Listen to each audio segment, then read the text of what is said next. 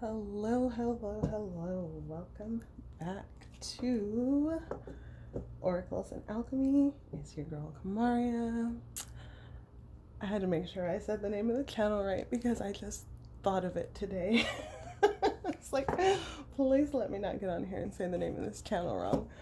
Oracles and Alchemy. Okay. So, as I was wondering if I was going to do a reading today and see what would come through, the ancestors said that they wanted to come through with a message. So we're going to see what they have to say for us today. As I'm getting ready, I'll talk. So I have some gold candles I'm going to light for everybody tonight. Gold represents abundance, everything warm, everything bright, abundance in all areas. So we're going to go ahead and light those. And I already, in this little burner over here, right there, I'm burning some frankincense rosin. So, especially for all my melanated people out there, frankincense is amazing and so healing. And I personally believe that the ancestors love it as well. So, if you're looking for something new to burn on your altar, perhaps consider frankincense. And it comes in all different ways. It comes in oils, it comes in rosins, it comes in incense, get it how you want to get it. Yeah, so what we're going to do is a 5-card spread with the oracle cards and then draw maybe a couple of runes.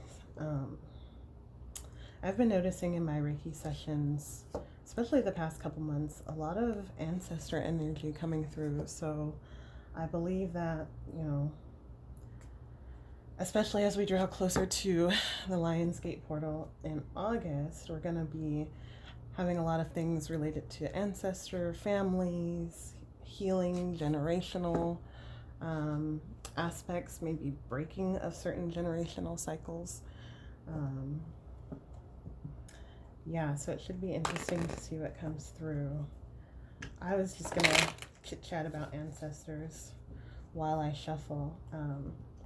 This reading is kind of geared towards an audience of the melanated variety, but even if you don't identify as someone melanated, right, you can still, if you are intuitively led and guided to this video, you can take knowledge anywhere that it's found. If that knowledge can improve your life in some way, it's for you. Spirit led you here for a reason. What else was I gonna say? Oh, another thing I was gonna say about ancestors is, I don't know who needs to hear this, but no, no, honestly, I don't know who needs to hear it, but I feel like a lot of people, when they are advising you on how to honor your ancestors, don't mention the fact that not all of your ancestors were like angels, let's just say it that way. So you have the right to choose, and you have the right to be careful about which ancestors you welcome into your space, right? So, we've all had experiences with ancestors who, maybe we didn't get along with in this lifetime. Maybe they didn't have the most stellar reputation, even if we didn't know them. And so if you feel weird at all about their energy or kind of honoring them, I would definitely take the time to meditate to spirit, but also, if the energy feels weird, don't invite it into your space.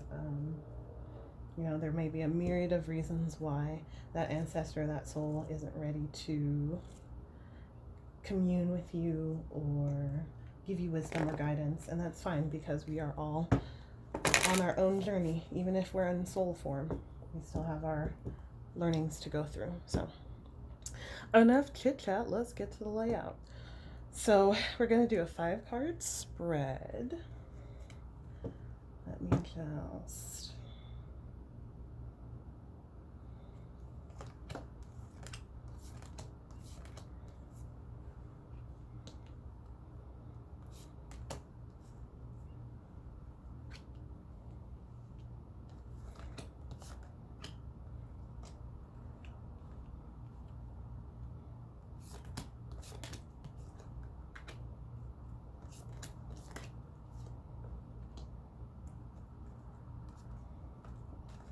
I'll explain what the positions of the cards mean as we go through them, so you guys can see. And then let me see if any other runes want to come out. I have Othala on the board just because we are calling in ancestors tonight. This is the room for homeland, so I wanted to just have this out on the board as, you know, a token of honor that we welcome their energy and their messages for us here tonight.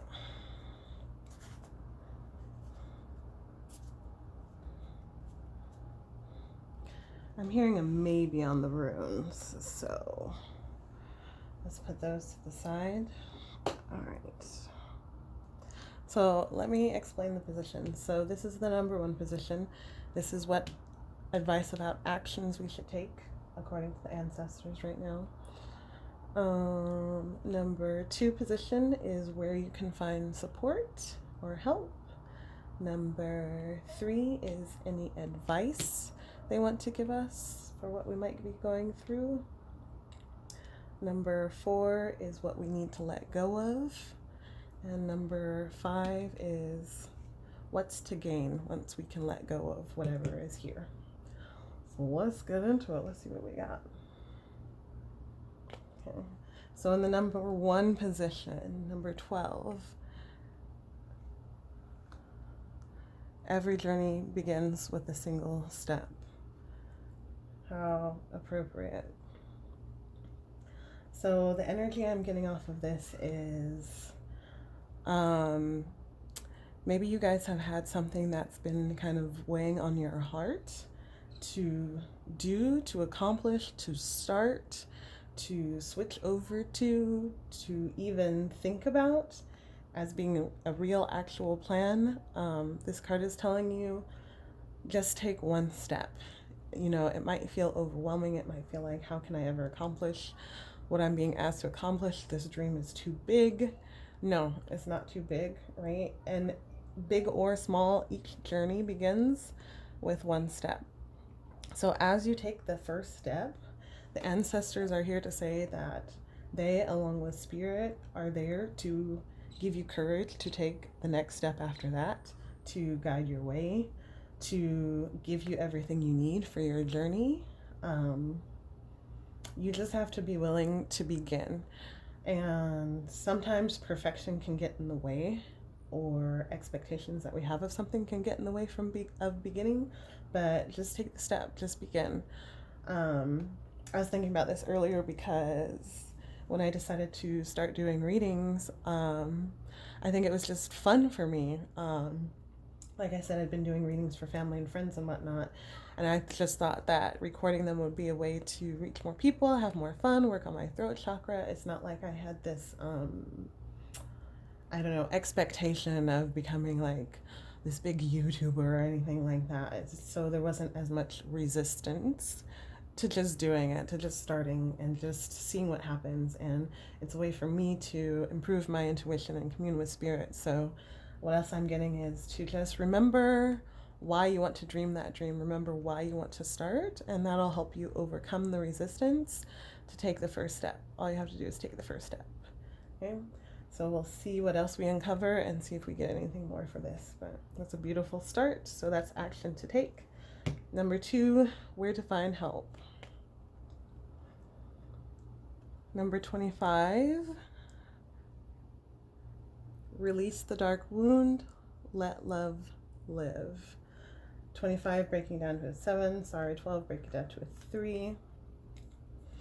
7 talks about realizations and spiritual guidance and spiritual commitment. So this card also talks about letting go. Okay, so this is the position where to find support. You will find support when you release petty hurts and anger. Sorry, the light was reflecting. Petty hurts and anger, and, basically wounding inside of you that is preventing you from really connecting with people, whether they were the ones to wound you or someone else was the one to wound you. There are wounds that are getting in the way of seeing the support that you already have around you. You have support, but for some reason, it's hard to see the support through hurt feelings. I'm getting a lot of hurt feelings from this card. So that tells me that, you know, what someone may have done to you is justified, absolutely. But for you to be able to move forward and for you to be able to connect again, it's like that saying, don't bleed over the ones who didn't cut you, or something like that. I totally ruined that. But I think you guys know what I'm talking about.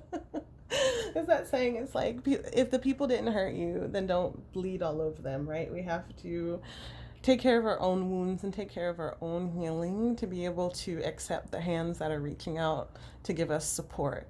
Otherwise, we push people away. So in order to have our hands open to receive that support, we're going to have to also open them and surrender the hurt and the resentment that we're holding on to. Okay. Numero tres, number 3. I don't speak Spanish. Well, sometimes, a little bit. Back to focus. Number 3 is advice. So this card is in the advice position. Number 9. What do you feel? What do you feel? So this card is interesting. I don't think I've pulled this card yet. Let me take a look at it. So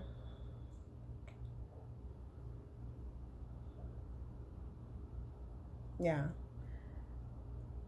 she has apples and oranges in her hand. She's comparing them, but it's like nothing really compares to what she has her eye on, which is the entire world. So I think that this actually connects back to the first card, which was the action to take. The advice is keep dreaming big, right? Keep the whole world in your sights. Like, the dream is not too big. It's not too impossible to achieve. You don't have to settle for a replica, right? These are just like imitations of what she really wants. It's like, do I want an apple or do I want an orange? Just like, well, I don't really want either.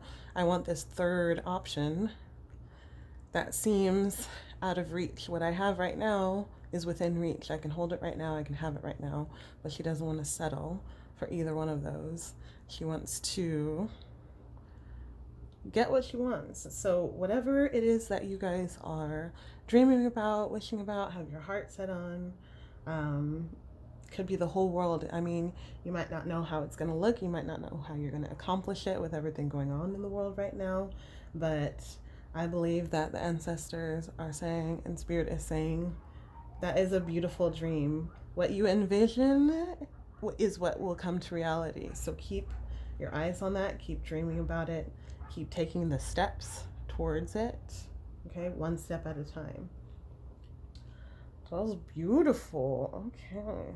Number 4. What do we need to let go of? Dun, dun, dun. Let's see. Ooh. Number 31. Trust yourself. Trust yourself. 31 breaks down to a 4. That's a number of stability. Okay. So I believe what this is saying is what you need to let go of is the inability to trust yourself. Or when I see this card, I see that she looks a little bit wild, right? And she has all of nature backing her. I don't know how to make things focus. Okay, there we go. She has all of nature behind her. She has insects, she has birds, she has butterflies, she has cats, she has lemurs, she has monkeys, she has lizards, she has snakes, right? Like, so everything you could possibly need is within you. And to access everything you could possibly need, you have to have confidence in yourself. You have to trust yourself. You have to know that the world does indeed need this dream to become a reality. The world does need you to pursue your passion, to trust your intuition, to step out on faith. Yeah. So let go of the doubt, because you are infinitely supported. You can think of this as any resource you need. The animals support you, spirit supports you, God supports you, the ancestors support you. You have all the support you need. Stay grounded, stay connected with nature, and grow your intuition. Trust your intuition. Okay? It's going to lead you straight. A lot of people sometimes doubt if something's their intuition telling them, or if it's fear, or if it's anger. Take the time. Pray to the ancestors, pray to the spirits, pray to the angels, whoever's on your spirit team.